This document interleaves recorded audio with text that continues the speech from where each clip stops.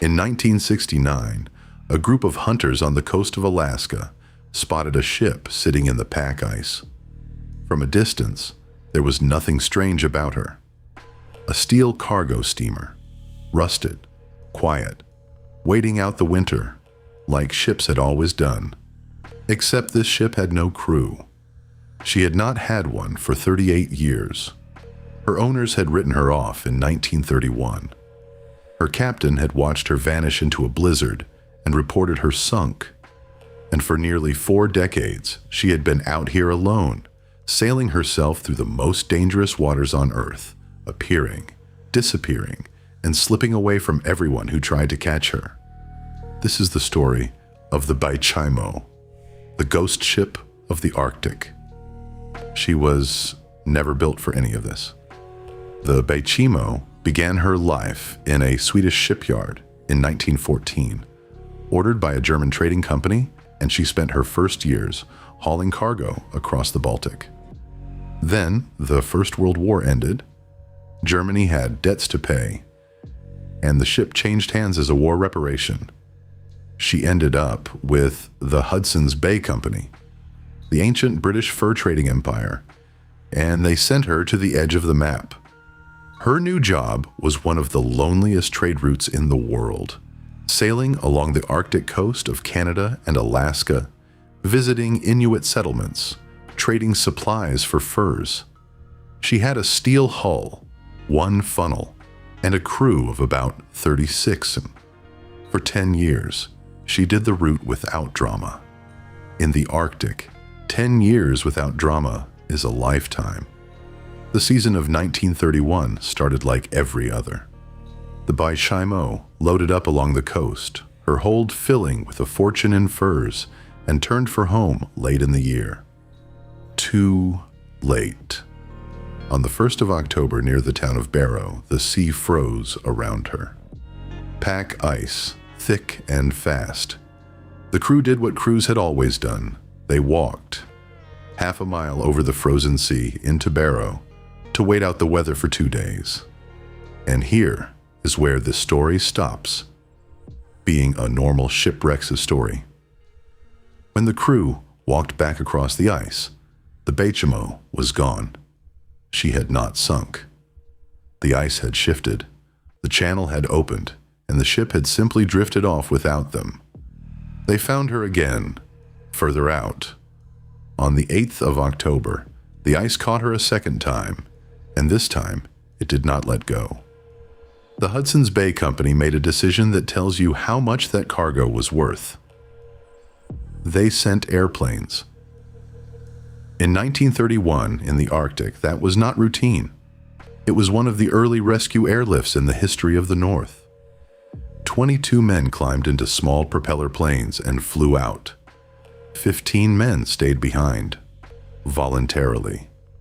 They built a wooden shelter on the shore within sight of the trapped ship and settled in to guard her through an Arctic winter. Through the frost on their window, they could watch her masts against the sky. On the 24th of November, a blizzard came down on the coast. For days, the world was white noise. When it cleared, the men looked out at the ice and the masts were gone. No wreckage, no hull, no ship. Captain Sidney Cornwell drew the only reasonable conclusion. The storm had crushed her, and she was on the bottom of the sea. The men prepared to write the report. Then an Inuit seal hunter arrived at their camp with news. The ship was not on the bottom of the sea. He had seen her, afloat, intact, 45 miles down the coast. The men tracked her down, and standing on the ice beside her, they made the call that created a legend. The hull had taken damage. Winter was deepening. No one believed she could survive until spring.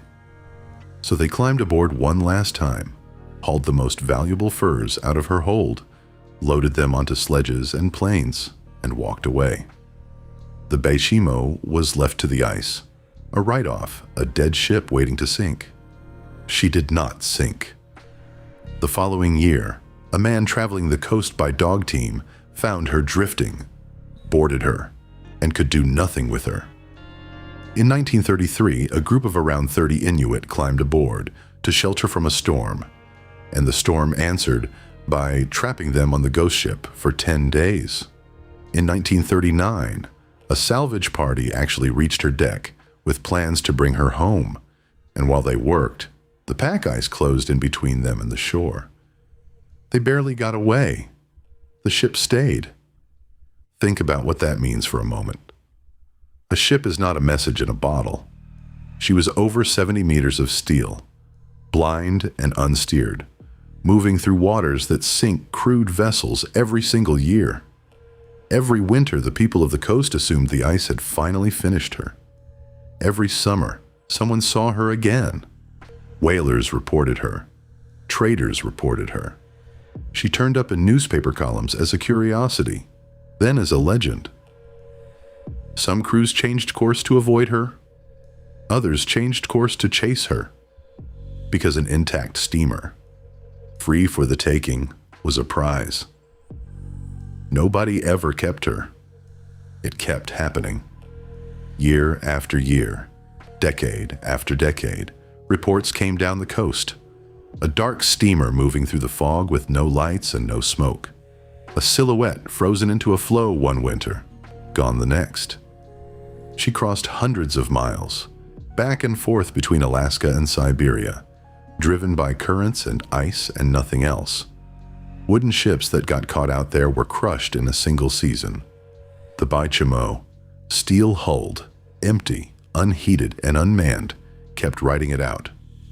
Sailors started calling her the ghost ship of the Arctic, and for once, the name was not an exaggeration. Every man who had ever crewed her grew old. The company that owned her moved on. The ship kept going. The last confirmed sighting came in 1969. A group of Inuit found her frozen into the pack ice of the Beaufort Sea, between Point Barrow and Icy Cape.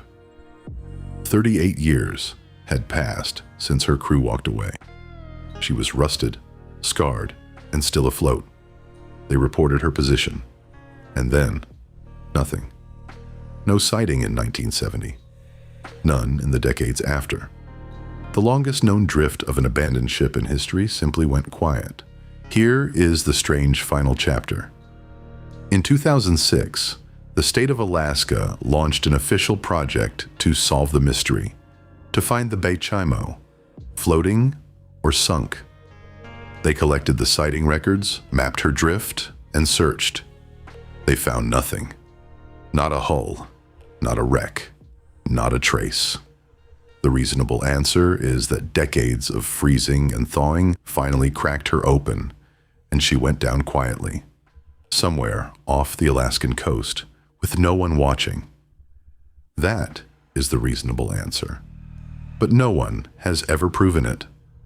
Somewhere under the Beaufort Sea, or somewhere still locked in the moving ice, there is a Swedish-built, German-ordered, British-owned steamer that outlasted every person who ever set foot on her. The Arctic does not give up its stories easily. Sometimes it keeps a camera for 33 years. Sometimes it keeps an entire ship. And sometimes it takes 1,700 lives in a single night, without an enemy, without a storm, without a sound. That story, The Deadliest Lake on Earth, is next. Thanks for watching.